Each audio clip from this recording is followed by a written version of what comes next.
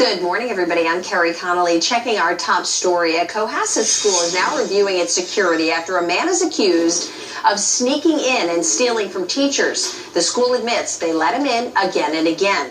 Anthony Binsfield has been charged with trespassing. Prosecutors say he was fired from the HVAC company he worked for, but wore his old uniform so the school would let him in. Several teachers claim money was stolen from their wallets. He has not been charged with the thefts.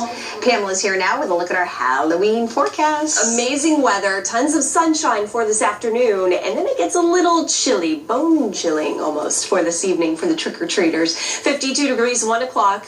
4 p.m., 53 degrees, increasing clouds, 45 degrees by 7. Now, the trick-or-treat forecast, once the sun sets at 5:39 p.m., we'll have a few scattered clouds, but no rain, definitely no snow, 47 for that temperature. 7-day forecast. Remember to fall back 1 hour tonight before you head to bed. Daylight saving time ends. Sunday's high 60 degrees, a shower or two. And hey, we get an extra hour of sleep before tomorrow morning. Still warming up to the 70s by the end of the week. That's good news. All right, Pamela, thank you. Happy Halloween, everyone. Enjoy it and stay safe.